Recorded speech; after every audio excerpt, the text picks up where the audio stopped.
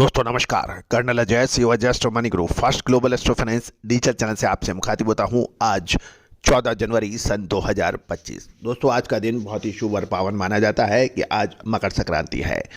सूर्य आज के दिन दक्षिणायन से उत्तरायण की तरफ अग्रसर होगा और अगले 6 महीने यानी मिथुन राशि तक वो उत्तरायण में रहेगा। ये शुभ और पावन पीरियड माना जाता है।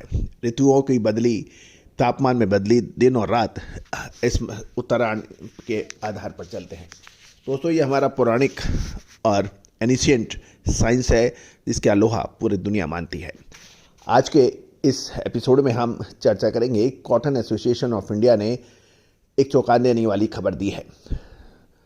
कॉटन के का पूरी बैलेंस शीट एक बार दोबारा रिव्यू हो रही है कि उत्पादन में बढ़त की बात की जा रही है, इंपोर्ट में बढ़त की बात की जा रही है, सरप्लस स्टॉक की बात की जा रही है। पूरा शो ध्यान से देखिए, समझिए। यदि आप कॉटन के व्यापारी हैं, प्रोसेसर हैं, जिनर हैं, टेक्सटाइल मिल ओनर है या फिर स्पिनिंग मिल के मालिक हैं, तो आपके लिए ये जानकारियाँ महत्वपूर्ण रहेगी। साथ साथ हमारे किसान बंधुओं, छोटे व मझोले व्यापारियों के लिए भी हम ये सारी जानकारियाँ निःशुल्क लेके आते हैं।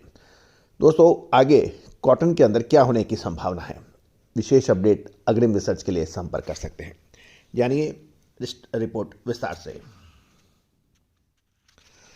दोस्तों खबर निकल के आ रही है कि कॉटन एसोसिएशन ऑफ इंडिया ने एक चौंका देने वाली खबर दी है। साल 2025-26 के सीजन के लिए अपने नए आंकड़े जारी कर दिए हैं।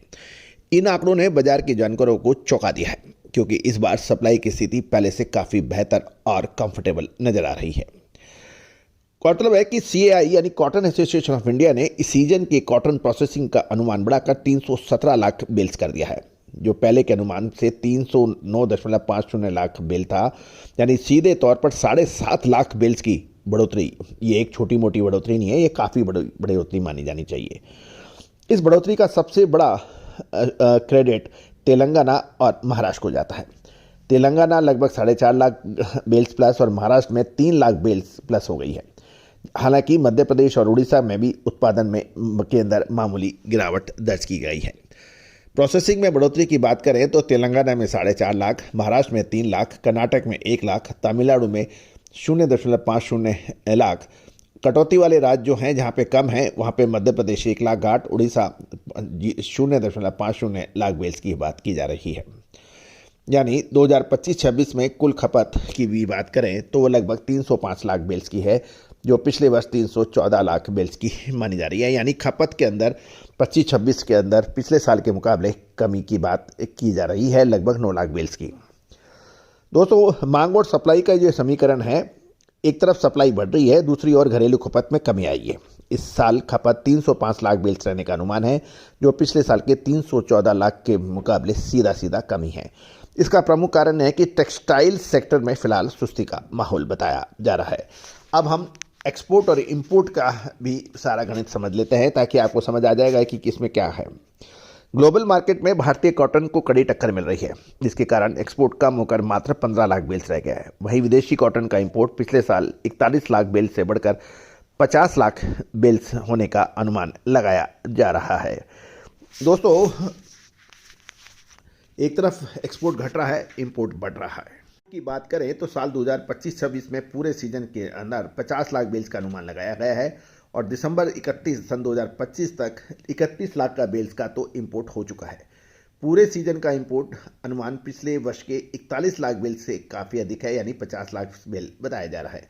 अब एक्सपोर्ट की बात करें तो पिछले साल 18 लाख बेल्स का निर्यात भारत द्वारा हुआ था, लेकिन इस बार साल 2025-26 में मोटे अनुमान के अनुसार 15 लाख बेल्स का होगा, यानी 3 लाख बेल्स का कम एक्सपोर्ट होने की संभावना है। इसका प्रमुख कारण भारत में भारतीय कॉटन के दाम अंतर्राष्ट्रीय बाजारों में से महंगे हैं। सप्लाई और स्टॉक सरप्लस की बात करें तो कुल मिलाकर 2025-26 में 427.59 लाख का टोटल सप्लाई हो सकती है, मतलब टोटल। इसमें opening stock 60.59 lakh bales, processing यानी 317 लाख, इंपोर्ट 50 लाख, तो अवेलेबल सरप्लस 122.59 लाख बेल्स का हो सकता है, जो पिछले साल 78.59 लाख बेल्स का था, यानी सरप्लस है। और दोस्तों क्लोजिंग स्टॉक की भी हम बात कर लें तो 30 सितंबर 2026 तक 107.59 लाख बेल्स का क्लोजिंग स्टॉक रहने की संभावना है। 31 दिसंबर सन 2025 तक 166.03 लाख बेल्स जो mills, CCI, state federation, MNC, ginners और ट्रेडर्स के पास मौजूद है। यानी 31 दिसंबर के पास जो स्टॉक है वो 166 बेल्स 166.03 लाख बेल्स का माना जा रहा है। इसके अंदर सभी आ गए हैं, CCI, state federation, MNC, multinational company, ginners और ट्रेडर्स। अब ऊंचे प्रोसेसिंग, बढ़े हुए इंपोर्ट, भारी क्लोजिंग स्टॉक्स के चलते सप्लाई साइड में फिलहाल एक प्रश्न चिन्ह लग गया है।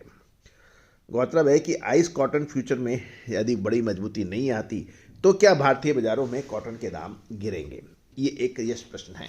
दोस्तों आज से लगभग 3 महीने पहले स्थिति लगभग सेम थी, क्योंकि इंपोर्ट 31 दिसंबर तक ड्यूटी फ्री था, उसके बाद ड्यूटी लग गई है। इसका भी हमने आपको अपडेट दिया था।